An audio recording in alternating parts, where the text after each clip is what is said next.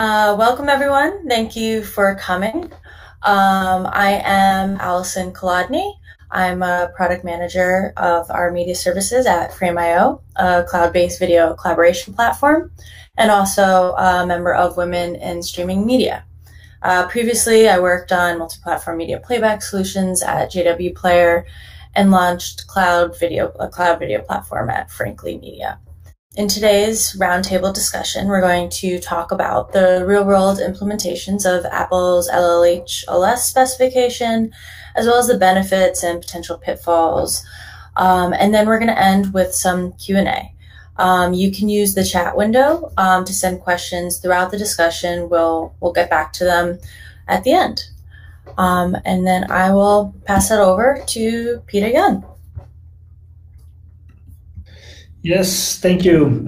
So indeed, we have an interesting panel with the people from WOWZA, of course, working on the packager side of this, people from Fastly helping on the CDN side to make sure that everything gets delivered at low latency. And of course, we from Theo, or at least myself from Theo, where we've, of course, implemented a video player to work with low latency HLS. Of course, we've gone through a lot of those things on how low latency HLS works in the past in our blog, in our webinars, previous ones. So very excited to talk with you all and discuss the real world problems on low latency HLS. Hi, my name is Chris Buckley. I'm a senior sales engineer here at Fastly. I focus on media and entertainment, so I work with some of our larger publishing and more importantly, video customers. I've been working in the industry for about 20 years on internet infrastructure stuff related to web and video. I'm just happy to be here today. Hi, my name is Jamie Sherry. I'm a senior product manager here at WOWZA. I've been here just about 8 years and have focused on our media server products, our cloud service product on live streaming, and currently looking at some new initiatives around monitoring and analytics, and have kind of done the gamut, worked on client technologies as well. Been in the industry about 20 years too, and prior companies worked at Level 3 on the CDN there, and worked at Akamai on the CDN there, and then startups before that. Great, thank you. So let's get started. This first question can go to anyone here. So we've seen this call for reducing the latency in the industry, but what is the real gain for companies distributing content? Why should they adopt low latency HLS? I will go. I think the real gain for distributing content is the enablement of new business cases that require low latency. We see a lot of the benefits of having HLS in the industry with broad adoption on devices. But some of the things we hear are instantly, how can I get that latency reduced so I can do this, I can do that? Specific to LHLS, the benefits are around, again, those features, the reach, as I said, and the scale that HLS can provide, especially through CDNs like Fastly and others. And that's an advantage over proprietary options. But the key component is still that latency being sufficient. We have a lot of alternatives that are cropping up in the industry, some proprietary, again, some around standards that look at lower latency as an offering. And it's really about that whole kind of package, I call it. If you get the scale, the quality, the latency, which are all dials that can affect each other, and then you get the functionality, that's really what matters, I think. Yeah, I definitely agree on it. I think there's a lot of low latency protocols out there. Low latency Dash has been out there a while as well. I think that the real power of low latency HLS initially will definitely be the platform reach, as you mentioned. There's a lot of iPhones out there. Apple has a massive ecosystem, and it does make sense for quite a lot of people. If you want to do low latency, if you want to do streaming in general, you'll have to go through that ecosystem. So for low latency, having that large of a footprint from day one, basically, that's something that really matters. Reducing latency is one thing, but if you can only do it on certain platforms, it's not that interesting. But with low latency HLS, you actually have a pretty good shot at getting low latency down with a big footprint initially, and in the future, my expectation is with a pretty solid footprint across all devices. Yeah, I have to agree both with Peter and Jamie here. I think the widespread adoption, when Apple says that they're going to do something, everybody gets on board, right? Initially, it's going to be all of the Apple devices, but I can see further down the track where this might become the new de facto standard of HTTP-based low latency, as HLS has sort of been for a lot of companies for a long time. I think also, in the current atmosphere that we live in, the landscape, the global pandemic, we've got more and more things which seem to be semi-permanent to permanently being in a virtualized or distanced frame. So being able to bring some sort of standardized low latency delivery to events, particularly stuff that requires some sort of interactivity, I think is going to be very important. And I think, it's going to sort of set the standard for at least, the next couple of years. Yeah, that makes a lot of sense. And then so with that, it obviously has to be implemented. It's not something that can just, low latency HLS isn't just going to be implemented overnight. What is the impact of this on your side of your business? I guess I'll start with Chris this time. So for us, it's just been a lot of testing, right? So there were some parts which we weren't so excited about, H2 push, which I think we might get into a little bit later. But, for us, it was really about how can we, looking at the spec and looking at things like the increased amount of requests with things like segment parts, and all of these sort of blocking technologies that they've added into it. How does a CDN fit into that? How do we best help to reduce requests going back to origin? Because you don't want to have to build like 4 times the encoding farm just to support something like low latency HLS, right? That just doesn't make financial sense to a lot of people. And also, with emerging sort of more edge compute technologies, for us, we've been taking a big look at sort of where some parts of the stack might fit, and also finding good partners that we can do testing with and provide a solution. Because there are a lot of people coming to us saying, look, we want to do low latency.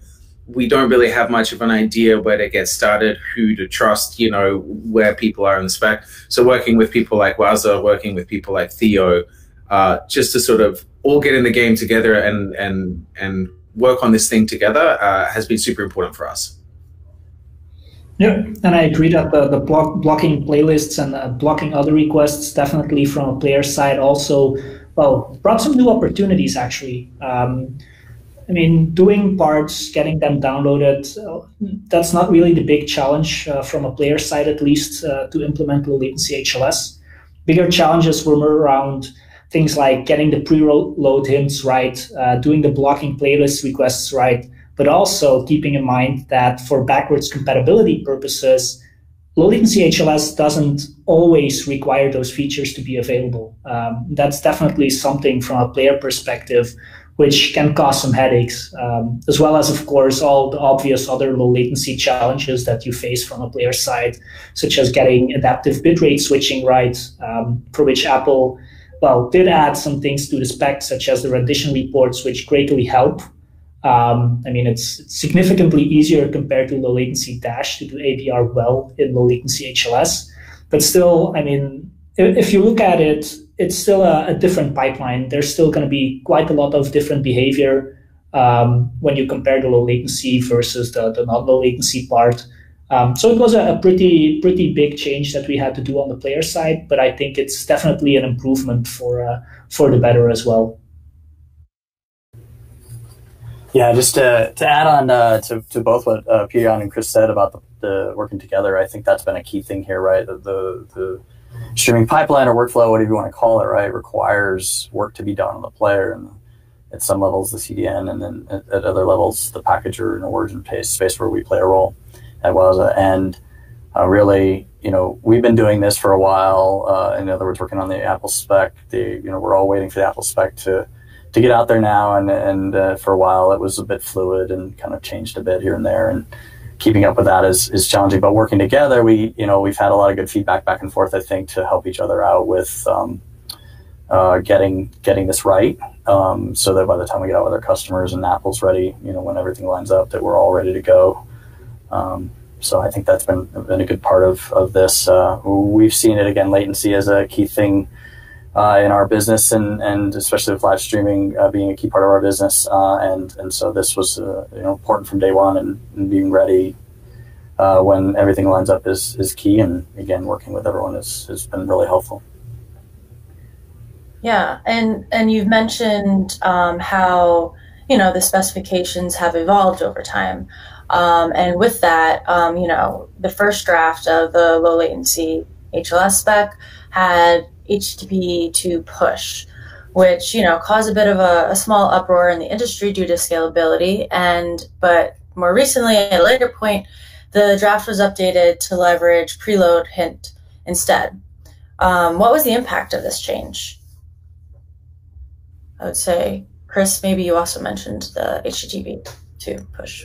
Yeah, I'll take a first crack at that. So I think one of the big things with HTTP 2 was the fact that a lot of different CDNs, Fastly included, had different levels of support for H2 in general. Some didn't have any support at all. Some had H2 offload. Maybe some have H2 to origin. But more importantly, their implementations of H2 push varied a bit too. So some like us, we supported H2 push using headers coming from the origin, or in this case, the packager. Some other CDNs, they relied on meta tags in HTML, which doesn't really work for a video-based workflow. And again, some of them didn't support H2 push at all. So just the splintering of support in the sort of the large-scale delivery side of things caused a massive problem just for our industry. But also things like ad insertion, those kind of things, which I think packages and players might be able to speak a little bit more to.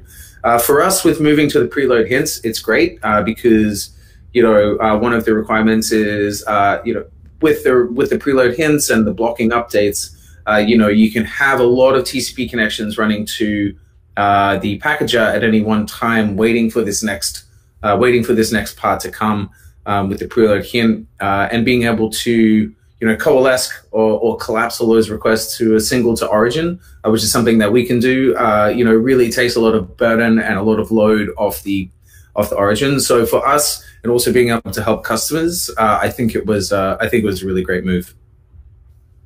And then, yeah. I was going to say, from the playback perspective, Peter, if you could speak to that.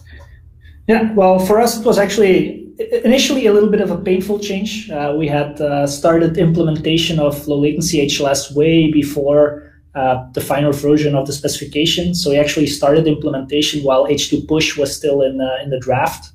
Once that was changed, of course, we had to throw things around. We had to start from scratch again, or at least back to the drawing board. But it's as Chris mentioned. Preload hints are actually a nice change. It made measuring bandwidth, those kinds of things, a lot easier from a client perspective. But also, it's, as Chris mentioned, the server-side ad insertion part. Those kind of things just all become a lot easier with preload hints. There are still some challenges there. It's not all happy thoughts and sunshine, unfortunately. There are still some pretty complex scenarios that you can build with preload hints, such as, well, the approach that I would actually take if I would be a publisher, taking preload hints and supporting them through byte ranges, delivering them through byte ranges. Definitely a very interesting approach because it gives a lot of compatibility with Dash and potentially other protocols as well. From a player side, it did provide some challenges, but in the end, I mean, it was quite easy. Quite easy to support if you look at the bigger picture of low latency HLS in general. Okay, and then so kind of going to that big picture. So this technology is fairly recent.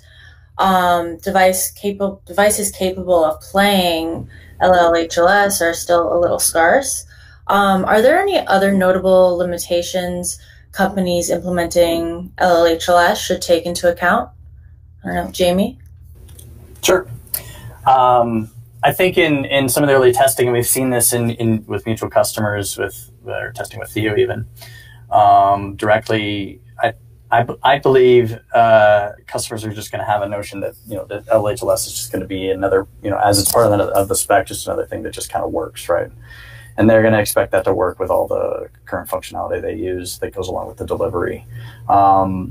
And that lends itself again to what I said earlier, where they may not realize that there's actually development efforts, in a significant way across the streaming pipeline or workflow with Player and the CDN and everyone else that's involved.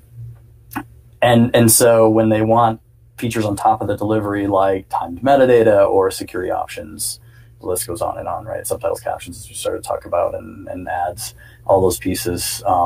They're going to come probably in a bit of a staggered way, and because LL HLS is slightly different, it's going to perhaps not all be there right day one, and might require, probably will require obviously some changes to how they do stuff with current HLS implementations they have. So I think the other part of it to think about is the platform support we talked about. Chris, I think you said it, right? Platform support will hopefully take off if this takes off, right? That includes, you start obviously immediately with HTML5 in the browser and iOS, of course, and then it grows from there to things like Android, which I know there are various entities. I think even Theo, right? You've got some stuff lined up for SDKs for OTT and Android and so forth, right? But you have the Rokus and the other folks that we're talking to already who our customers are like, I need this to work on all my platforms, like I have HLS, right? And so those challenges don't necessarily come day one. We hear a lot of variety actually from conversations in the ecosystem that some are urgent to have this out day one when Apple's ready and everyone else is ready, and some are like, well, we want to kind of gauge our interest with the market, and when we hit critical mass, then we'll be ready and that kind of thing. So different approaches with timing, I think, are going to be there and are happening. I'm curious of thought too, and Peter, you guys are right there. I don't know if there's thoughts around device performance too, or especially around mobile too, if there's any implications there. Maybe not, but things like this. So devices is indeed an interesting one. On mobile devices, I don't foresee too big of an issue, to be honest. It's indeed the case. I mean, Apple has a pretty good player out of the box. Of course, you have flexibility that Apple gives limited flexibility in some cases, but of course it's sufficient for most use cases. Android, to be honest, I don't expect too many other platforms to get native support for low latency HLS. If you look at the native support, usually it's stopped around version 3 or 4. So that's something, I mean, of course, we're betting on that. We're delivering that to our customers. I don't see big issues on the mobile devices. The biggest issue that I see at this point in time is the devices where native support is basically the way to go. What am I thinking about? Very old smart TVs, some locked devices like Roku devices, although their HLS support usually is pretty good. It's usually those devices that give an issue when it comes to new technology, similar to how it was for low latency dash, where native implementations are almost non-existent. A bigger issue that I still see, and you've touched on that as well, is things like subtitles, DRM, even server-side ad insertion. I mean, they're topics that have been touched upon even by Apple. But if you look, for example, all Apple reference streams have subtitles in them, except for the low latency HLS reference stream, which I found quite interesting. And even when you ask them about it, they don't have a good answer why it's not there.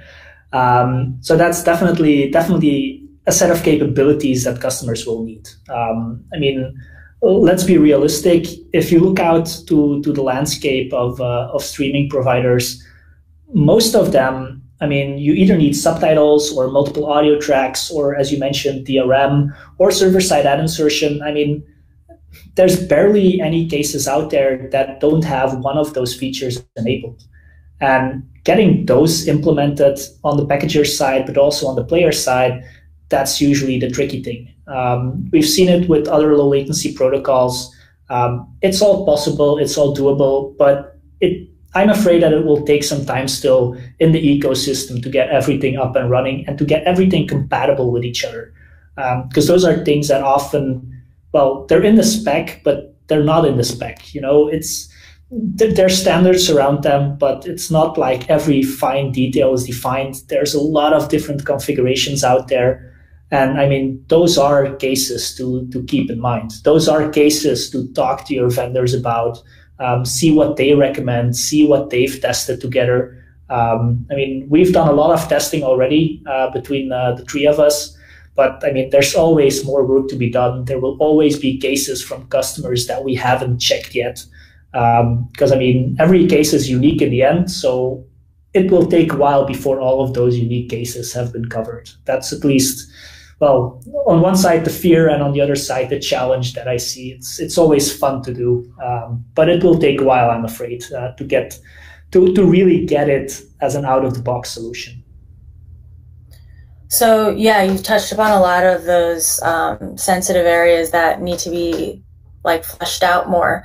But you know, one of them being DRM. We, especially now, a lot more streaming's going on.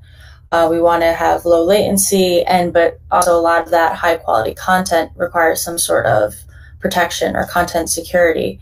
I don't know, Jamie, if you have any additional like input on how you think LHLS is impacting security.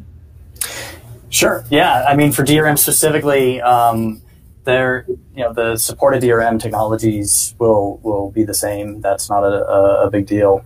But I'm gonna play off something I think, Peter, you're quoted as saying, talking about key rotation, right, for content encryption, and that means getting a license. A lot of these features will come down to timing. I know, I think we'll talk more about some of these other features in this conversation, and timing with the notion of what LHLS means as far as more requests and smaller timeframes for the partial segments and so forth, right? The timing crunch becomes even more critical in terms of alignment of making sure these features work at the delivery.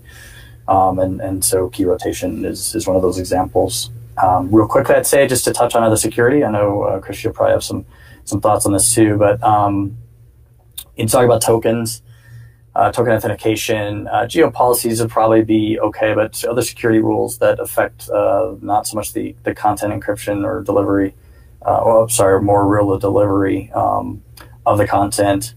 If you're protecting renditions at lower levels, that gets more complicated to make sure that tokens are appropriately applied, things like that.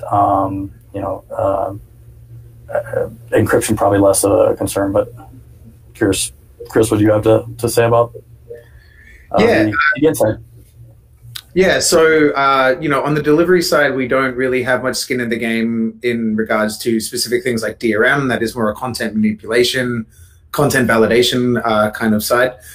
So players and packages really are more involved in that. I'm really excited that TLS 1.3 is recommended as part of the spec. You've got more secure ciphers for delivering the content over an insecure internet, and also potentially reducing some round trips to further reduce, the latency of the delivered product. Token authentication, is something that most CDNs, most edge delivery can implement on the edge. I don't see that really changing with low latency HLS. I don't see the way that token authentication will be done really needs to change. I guess you could potentially have shorter token times or something like that. Another thing I've been thinking about recently is stuff like forensic watermarking. A lot of the forensic watermarking companies are, sort of doing stuff either on the origin side or in a collection of origin and edge. Seeing how that might play with low latency, just seeing as you have such little different parts all of the time, how best to kind of tackle that problem. That's going to be an interesting one for the security side moving forward, I think. Yeah, I would agree with that. And then, so I guess one of the main reasons we have a lot of this content security is also to help with monetizing the content. And there's been a lot of, everyone here has kind of briefly touched upon server-side ad insertion has become a very big, very prevalent method of monetization. Is it becoming easier in any way because of LHLS, or is it, harder?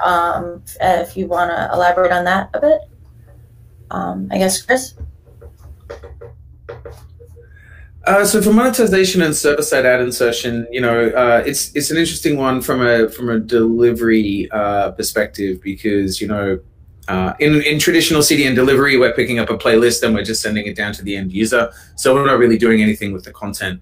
However, in the last couple of years, we've had an explosion of edge compute capabilities, where people are taking some of the functionality that they'd run in their AWS, that they'd run in their data center, or GCP, whichever cloud they're using, and they're starting to move more and more on that to the edge.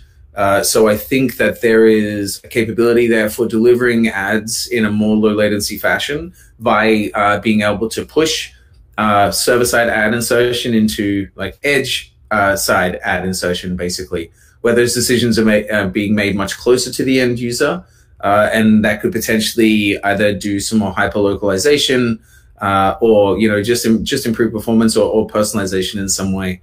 But that's not necessarily specific to low latency. I think that's more just where edge compute is going in general.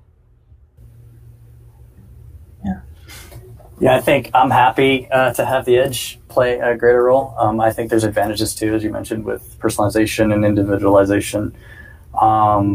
I think it's too early to tell whether server-side ads gets easier. It probably doesn't with low latency HLS.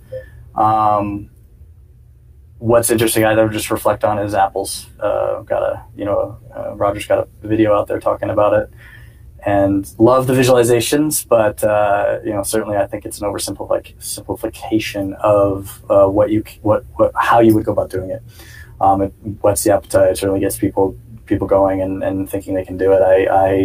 I mean, ads, even on the client side, as we know historically, just there are too many different ways people want to do things and can do things, even with a lot of the standardization that's happened with bodies like the IAB and VAST and all these standard technology approaches over time. It's still just a big mess.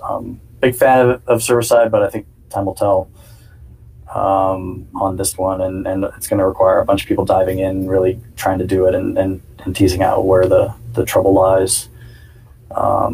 I think the one side thing I'd note here is that we've been talking about advertising as monetization piece. I think low latency in itself, and I think we'll talk about that later, but or can talk about it later, lends itself to other monetization schemes too, more so perhaps than advertising. Certainly, there's a lot of content out there that they want to advertise, do low latency on, and monetize with ads. But you have pay models that I think are equally applicable here, and in some cases more applicable as interactivity grows. So just throwing that out there. Yeah, building off of what you just mentioned. So with SSAI, it often requires a lot of metadata to be delivered to the client. And I can imagine a lot of companies would want to leverage similar mechanisms to deliver low latency interactive experiences, like you mentioned. How friendly is LL HLS towards metadata or even subtitles? From a client perspective, well, it's similar to what I mentioned earlier. It's going to take a while, I think, before we really see it implemented across the board properly. But if you look at it, it's actually not that complex. The same metadata and the same subtitle schemas that you had for normal HLS are still there. You still have ID3 metadata. You still have date range. You even have program date time, which is kind of mandatory now for low latency HLS, which can actually increase the ease of use for adding metadata to your low latency HLS streams. Simply put, it gives you an absolute timestamp, which of course is very convenient if you want to synchronize external metadata with your video. On the other hand, I am still a little bit skeptic about it at this point in time. The amount of implementations to insert metadata and even to insert subtitles is still fairly low.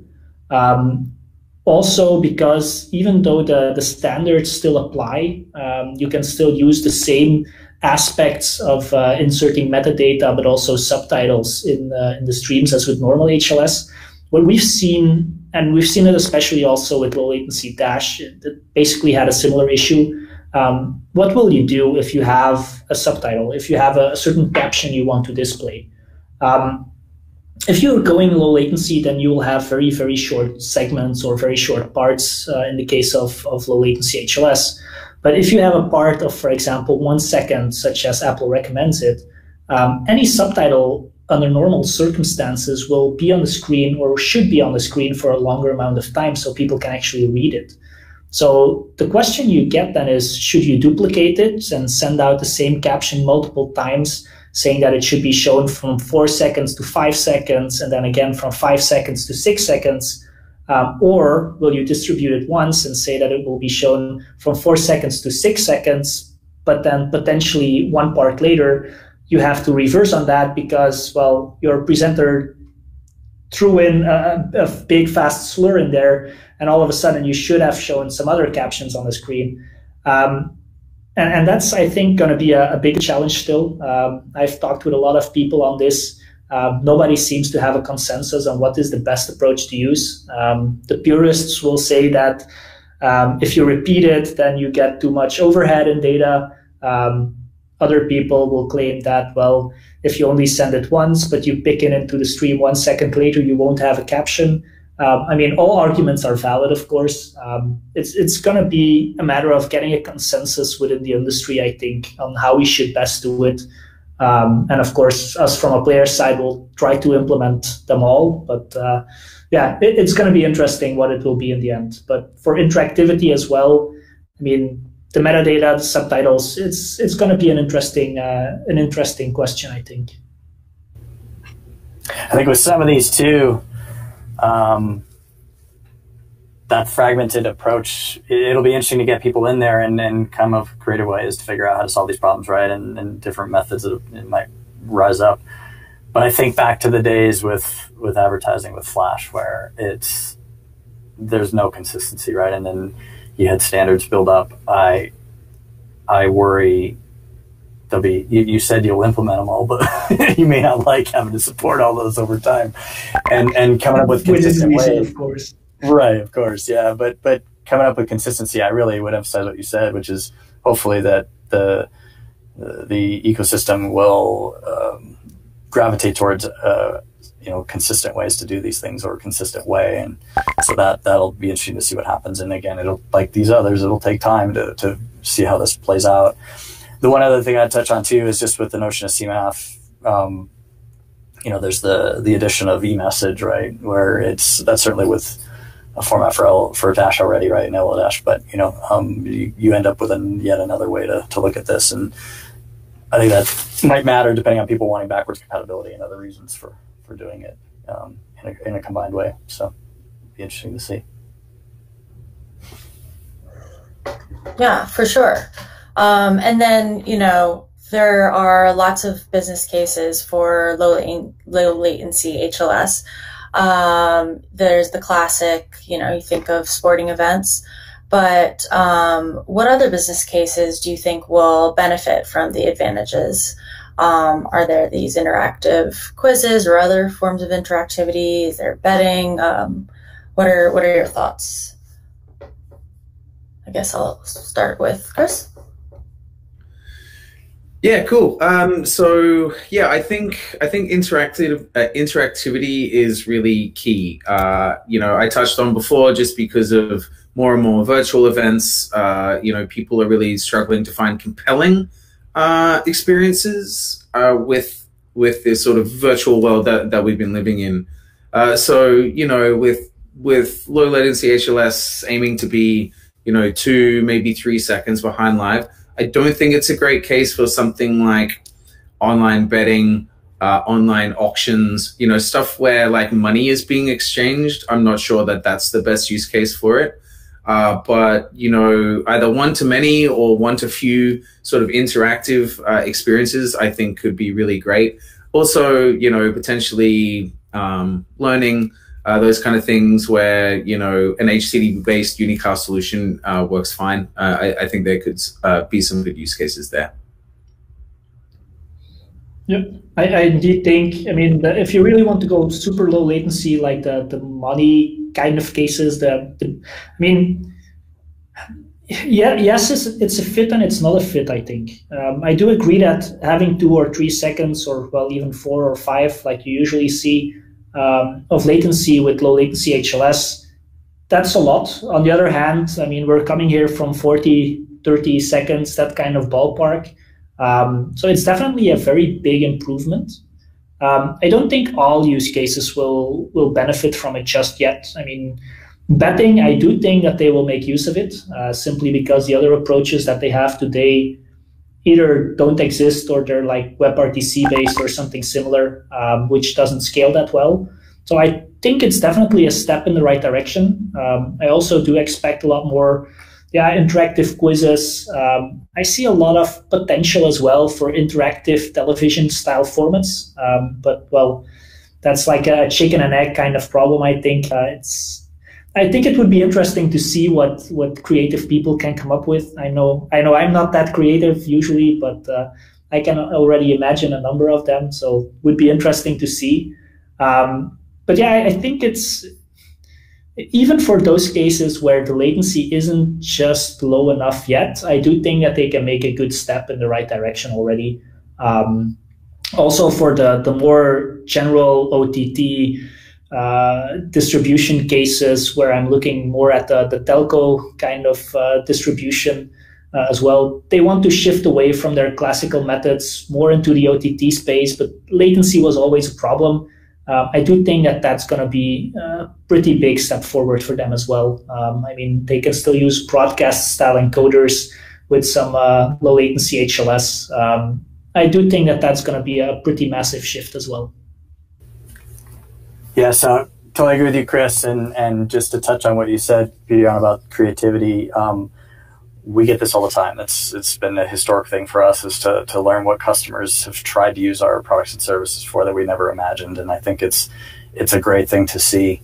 And we're seeing that with low latency too. So to you guys' point of the right numbers and the right use cases, people are going to try anyway, and they're going to push that envelope, and they're going to insist within reason that they try to squeeze that out as much as they can. I think that's one thing we continue to see, and I kind of look at it as a I hate to bring it up, but in reality for all of us, it's been a big change. So pre-COVID, post-COVID, right, we see a lot of change in terms of growth in segments, market segments that weren't as we were kind of up and coming, but this kind of just escalated them, right? So if you look at telehealth or medicine, a lot more virtual events, obviously, right? We're all safer at home, and so we're doing stuff at home, and obviously, and other pieces like that. I guess I would just so we'll see new ones. To your points about betting and bidding and auctions and all that, we see people trying.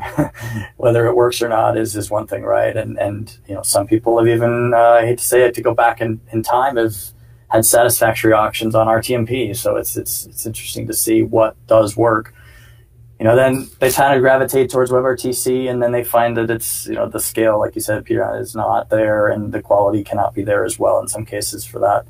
And it's super complex still to implement and deploy and so forth. And then, of course, WebRTC doesn't work with our friends at Fastly, so per se, right? And so, that's interesting. And then kind of last thing I would throw out is still latency and synchronizing. You mentioned the interactive TV, right, and second screen, whatever we want to call it. That's what it used to be called, at least. Sometimes synchronizing is okay, and the latency can be higher, right? So these numbers that are, if LL HLS is 5-6 seconds in some cases, that is okay if people can find creative ways through time metadata or other pieces to actually synchronize the experience to a greater capacity, not maybe down to the frame of video, but if they can get it down to some acceptable level, they'll choose that, and this technology would work. So it'd be interesting to see what else comes up. Yeah, and going into, there are all these different protocols to try to reduce latency. LL HLS seems to be providing a pretty good solution for most use cases. And then low latency dash was also doing the same, but from the MPEG dash side. Are there any problems left to solve when it comes to these protocols? And, are there other changes we should keep an eye out for? Maybe even other low latency protocols which reduce the latency further? I don't know, Peter, if you have a perspective? I do have some perspectives on that, indeed. I think Jamie already mentioned it. There are still cases where you would need a lower latency, where protocols like WebRTC don't scale that well. But I think every protocol kind of has its place at this point in time. There are still a number of use cases which do require both scale and massive scale and ultra low latency. There are, of course, protocols that can bring you that, but I'm not going to discuss the one that I have in mind because it's one that we developed originally, so I'll not mention that. But there are other approaches and other problems still as well. One of the bigger problems that I still see is that low latency isn't the complete solution for the end user experience. There are still challenges in ABR. There are still challenges in fast channel change, those kind of things. There's still a whole spectrum of other challenges that are out there, right? I don't think that the evolution of the streaming protocols will ever stop. I mean, all of those cases that we've already mentioned, SSAI, DRM, subtitles, metadata, they all have areas which can be improved further. And I think that's going to be key in this industry. It's been key in this industry over the past years. It just keeps evolving. And that's something that I do expect that will happen in the future still as well. It's going to be interesting to see where that goes to.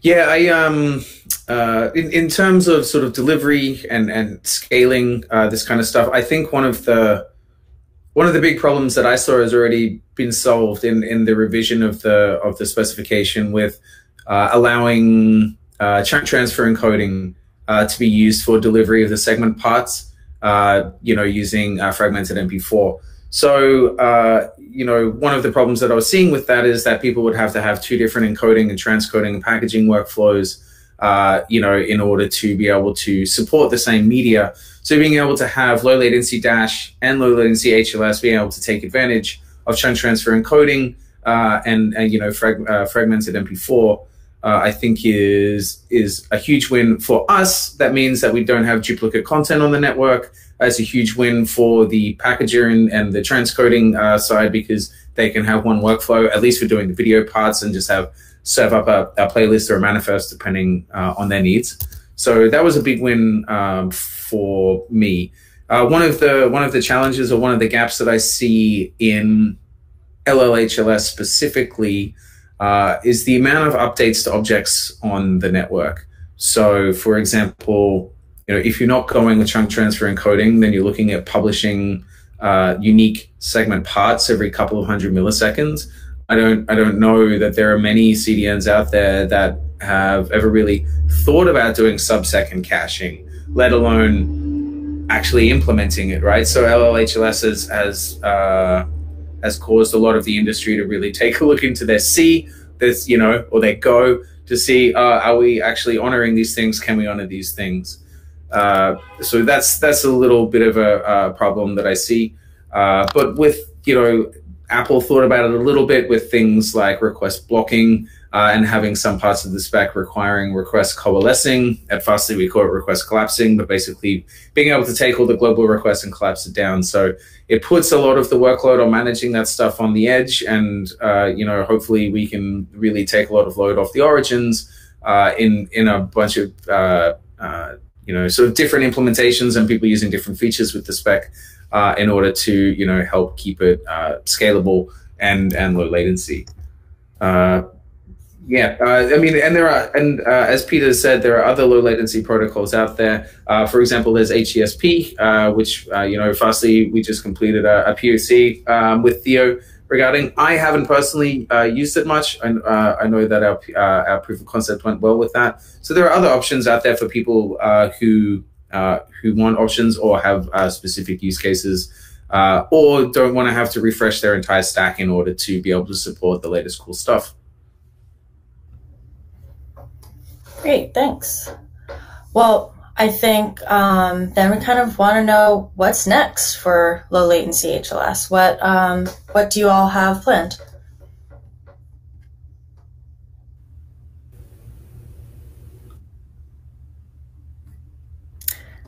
I guess I can go first on that.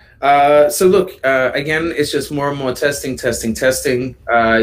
We've done testing with low latency HLS, but stuff like how do we work with the providers on time metadata, with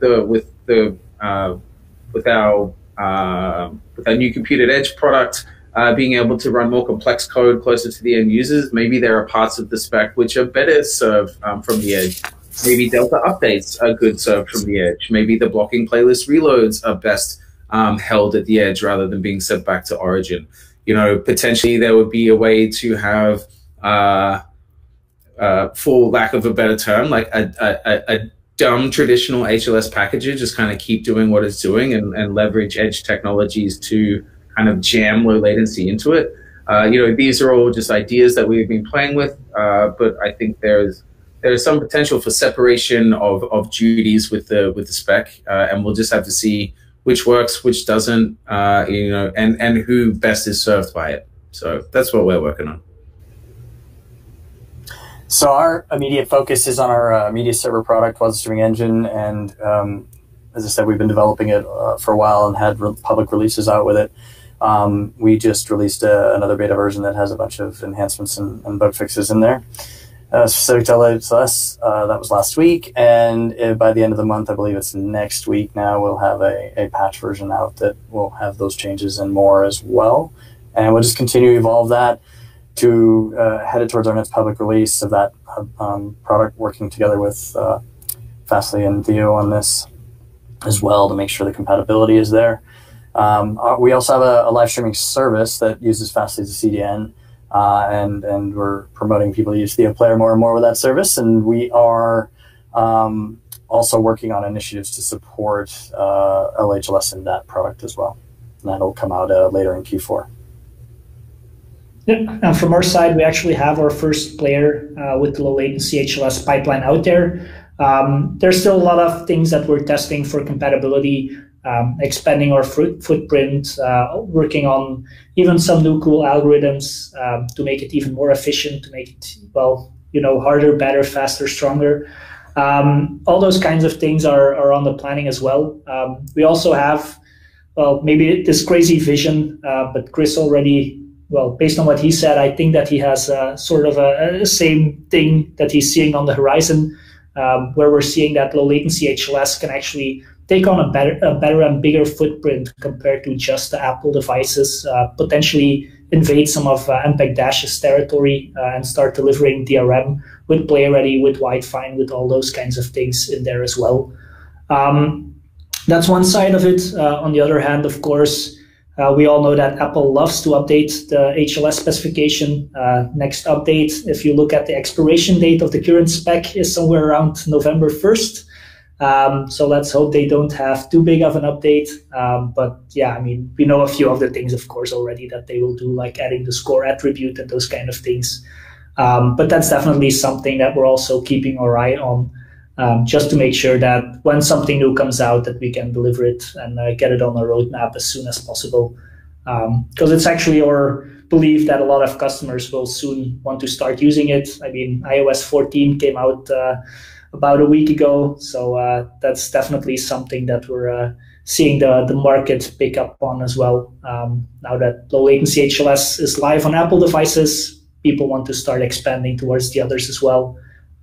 So yeah, that's definitely something that we're helping them with, to expand to whatever platform that they want to go, and that's something that we'll of course keep on doing. Great. Well, this has been a great discussion. We'll have our Q&A session, and we will also follow up with some materials after this webinar. But just wanted to say thank you all for being on the panel, and if anyone else has any closing remarks, but thanks for listening. From Andrew, what is the value of the non-independent segment parts? There is no guarantee that they will start with an iframe, so a player should never attempt to begin playback from a non-independent part. With a realistic chunk rate of 5 frames, that's 6 updates per second per rendition, which is a lot of manifest updates. Is this amount of churn on manifest really necessary? Couldn't the desired behavior of allowing the player to determine its own buffer requirements for fastest startup switching be achieved by only listing parts that are independent? I feel like this might be best for Peter to answer. Yeah, certainly. There's actually something which is very interesting as well about the independent tag in the playlists. The independent tag doesn't even say that that part will start with an iframe. It will actually say that it has to contain an iframe. So that's significantly different still from a player perspective, because even if a part is marked as independent, you can't per se start playback at the beginning of that part. What it does do actually, it does give you some insights in what the structure of different segments is. That's something you don't have with low latency dash, but in our implementation of the player, it did prove quite useful. It's indeed the case that you can't always switch at any point in time in the stream, even if you know a part. But what it does give you is it does allow you to switch more often than, for example, in segments. We've seen quite a lot of implementations that have GOP sizes which are smaller than the segment size. Apple also recommends, I think they recommend a 2-second GOP size with a 6-second segment size. So that means that every other part you do get, an independent part, which is helpful, at least if you also follow the 1 part, 1 second per part kind of recommendation from Apple. So it is still interesting. That internal GOP structure does make a lot of sense. Do all of the manifest updates make sense? Well, that's a different question. I do think that they make sense in cases where server-side ad insertion or similar capabilities with discontinuities are being used, because then you can switch a lot faster, because you know a lot faster when something will happen that will impact playback. But yeah, in let's say traditional cases where you're just playing a linear channel, it doesn't make that much sense, if you would ask me. So yeah, I hope that's a little bit of the answer. So, okay. Yeah, unless if somebody has something to add.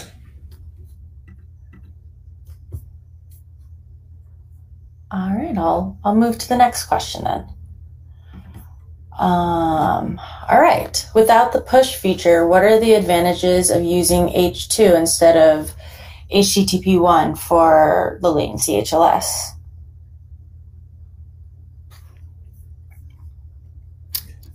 I can take that.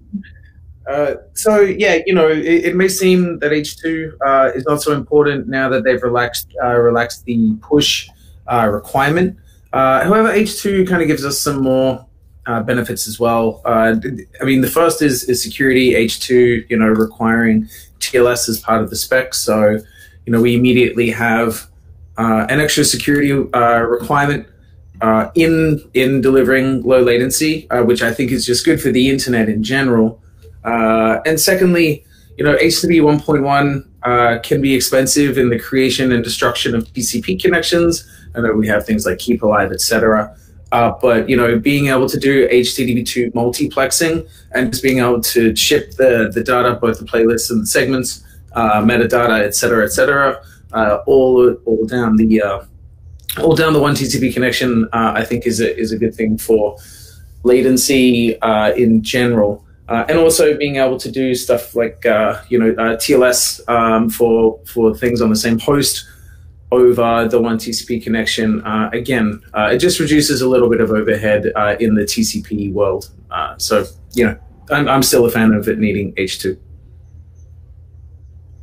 All right. So does the low latency HLS spec support alternate audio tracks, embedded captions now? I can take that one from a player side and potentially from a little bit broader side as well. Yes, absolutely. I mean, low latency HLS does support alternative audio tracks. There's actually no change in how alternative audio, captions, subtitles, DRM, even how most of those things work compared to, well, let's just say high latency HLS or legacy HLS. The specification didn't have to be updated for those things. The biggest problem you will have today with all of those use cases is, of course, finding a combination that supports it end-to-end. Low latency HLS is still fairly new. The first real production use cases or first real production player, which was Apple's player, well, only launched very recently. We have our beta player, or well, at this point also our production player ready. But it's of course a story of getting it end-to-end up and running. We've been testing with WOWZA, we've been testing with Fastly. All of these are very interesting use cases, but I do expect that the broader industry will still take a while before we can really start deploying it in production as an out-of-the-box kind of solution. Yeah, and from a packaging perspective with WOWZA, these features are supported today with HLS, and I don't see them changing with LL HLS, so should be good. Great. This actually also segues well to the next question. What players can we use to play LL HLS? Also, what browsers support it? We're not able to find a player or browser or a JavaScript player that supports LL HLS. Well, from my perspective, I heard only Theo supports it. I'm not sure if that's true. No, I'm kidding. Certainly Theo supports it. First and foremost, we've been testing, right, with them. And so from a player perspective, I know others are working on this. We've talked to JWPlayer, for example. They're working on it with A+JS too. And then JW and Video.js has plans to do this. There's a question of timing and so forth with each one. I think everybody's trying to, in that waiting game or time perspective, trying to figure out the right and the best time to drop things in for customers. And as far as browser support, shouldn't change from what you do with HLS and JavaScript-based or HTML5 MSC-based players today. Should be the same, but it's a matter of those player applications adding the additional support. Yeah, and it's probably indeed up to JavaScript-based players. As I mentioned earlier, I don't really expect a lot of native implementations to happen other than Apple's. Might be that platforms like Roku also implement it, but that's probably going to be a little bit of a stretch. I do expect that, I mean, as Jamie mentioned, more and more players will start to support it. I mean, the Apple ecosystem is not an ecosystem you can ignore easily. Once, of course, people start producing low latency HLS streams, I expect, well, they will want to use it on other platforms. That's at least why we implemented low latency HLS in our player at this point. But I expect that others will do this relatively soon as well. It's a matter of timing, I think, because I know that the HLS.js people are working on it today as well. Mm-hmm. Okay. Moving on. Any insights on the future of low latency streaming and QIC? I can jump on this one. So I believe the latest update to the spec did make a mention that they don't see why LLHLS wouldn't work with QIC, I guess, or HTTP3. One of the issues with being able to do testing of that is that QIC still is in its final stages of drafts, and the final version of the specification for QIC or HTTP3 hasn't quite been ratified yet, which means that browsers all have some form of support, at least in Canary form. Chrome has got a lot of GQuick stuff going on, and they will probably transition to HTTP3, the standard HTTP3, as time goes on. But most support is only in nightly builds or Canary versions of browsers and phones and whatever. So I don't think we're really going to see that being. I don't think we're going to see that being merged for a little while, because LLHLS, they may come out with changes to So, we've got two different standards going at different times, at different paces, but we'll see. I'm hopeful. Great. Another, how is it possible to mutualize the caching of low latency dash and low latency HLS video parts on CDN? Is it possible to have the same addresses on the CDN despite the difference of the manifest structure? Yeah, this is something that definitely is possible. I know from, we've been talking with a lot of people, and I know that this is more or less the holy grail, and probably Chris has some insights on this as well. The approach that we've seen so far that is the most interesting to take is to actually use chunk transfer encode basically for your preload hints, to have all of the parts in one bigger segment and addressing them with byte ranges. That would be very similar to how you can actually do low latency dash as well. But maybe Chris has some insights from the CDN side as well. I don't know, Peter, you are 100%. So as I spoke before, one of the biggest problems that I saw with the spec was having to have two different workflows for low latency dash and low latency HLS. Being able to address them both with chunk transfer encoding, byte range requests on fragmented MP4s is one of the biggest wins that I've seen, apart from relaxing the H2 push requirement. So yeah, and as I said, this is great. This is great for CDNs too. We have a lot, but it's finite amount of disk, and being able to have the same segments to deliver for customers is great for us. I also think it's great for the packages and the transcoder folks and the customers using them, because then their cloud storage can be halved. There's a lot of positives for being able to merge this stuff together. Great. So another, do we envision CDNs inspecting HLS manifests for preload hint tags and initiating a prefetch from origin before waiting for one of the streaming clients to make the request? So this is a really interesting question, because the preload hint is actually advertising partial segments that don't exist yet. So actually doing a pre-fetch of a non-existent part is literally impossible due to time being linear and those kind of things. But I do see with things like edge compute being able to at least make the pre-request to the origin and coalesce all of the requests globally. Because the chances are the player is also making a blocking playlist reload as well at the same time in that request. They get the playlist, they see the preload hint, they go for the preload hint. They're also making the blocking playlist reload. So what you've got sort of two requests that are hanging on the origin that the origin has to hold. Request blocking is what they call it in the spec. So those two requests will go back to the origin. And if the CDN does inspect and does make that request, they would probably also want to preempt the blocking playlist reload as well. So, and then you send both of those at the same time with the next preload hint. So I'm not sure that prefetching is the right way to say it. You may shave another couple of milliseconds off it, but I don't think doing a prefetch with CDN is going to give you a major win. Great. Okay.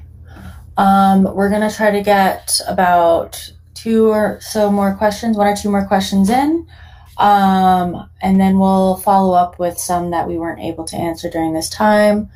I'll start with this one. So, essentially to summarize, which protocols, formats, and coding combinations are supported over the whole chain encoder WOWZA CDN, Theo? I'll start. So from a WOWZA perspective, our origin, WOWZA streaming engine software takes in, one of the advantages is it takes in many formats. So from an encoding perspective and an ingest perspective, you can do RTMP, RTSP, WebRTC. It's kind of universal. There's a lot of ways to bring a source in. From there, we will certainly do packaging. We can also do additional media processing in the sense of transcoding. and that includes translating. And then on to CDN. We're currently working with Fastly.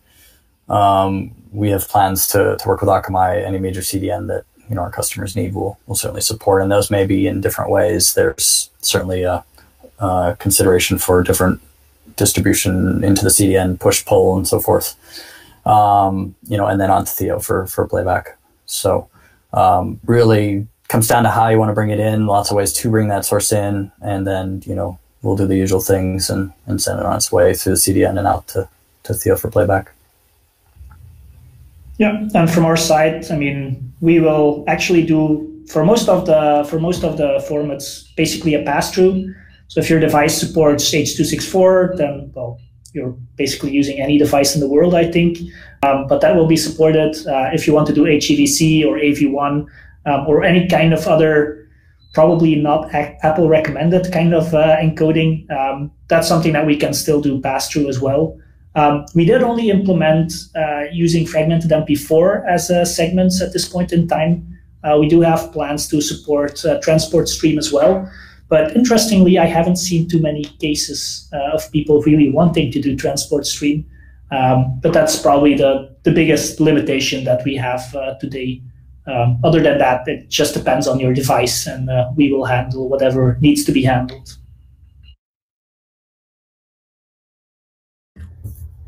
Great.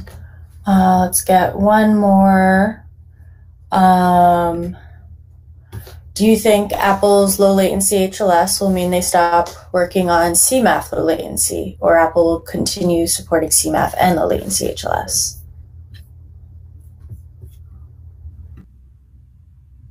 I see there are no immediate takers, so I'll have a go. And I don't think anybody can look into Apple's head, or at least the many brilliant heads which work at Apple.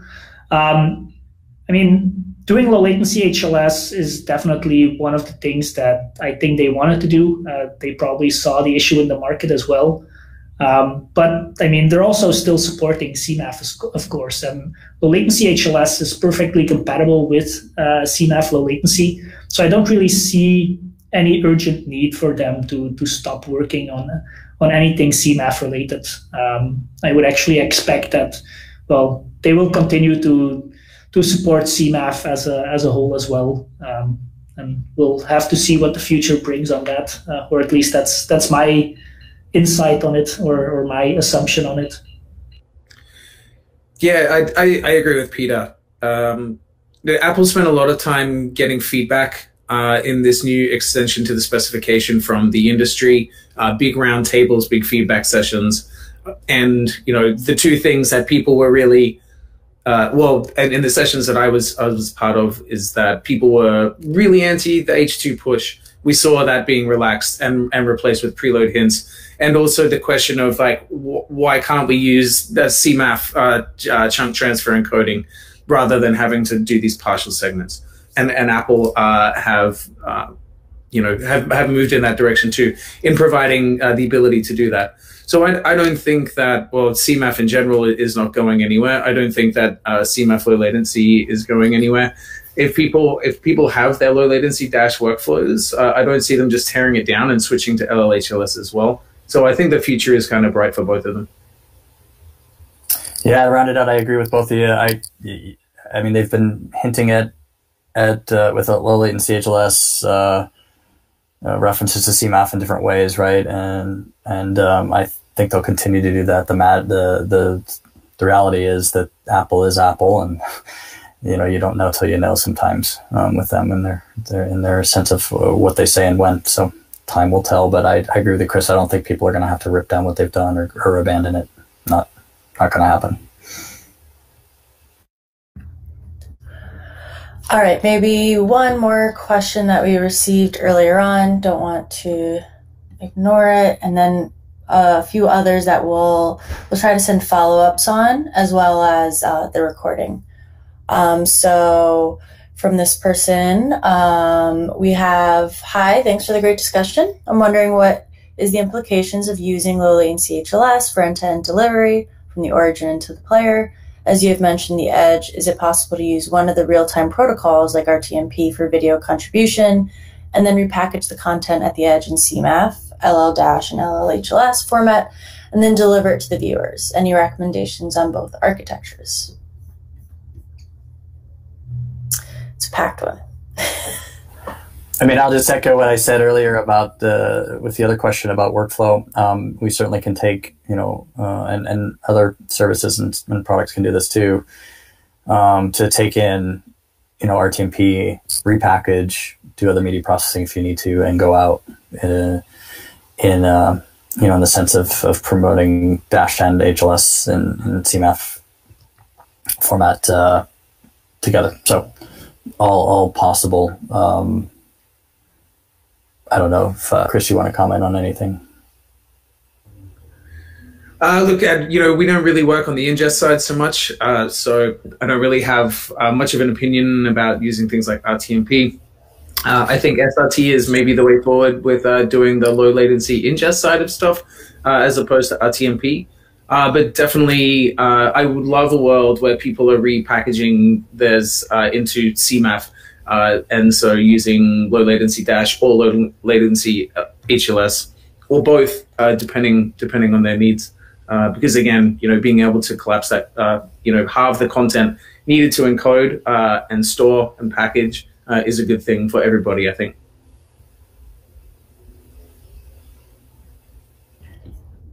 Okay, well, we are a little over time here. Thank you again for everyone who has listened in.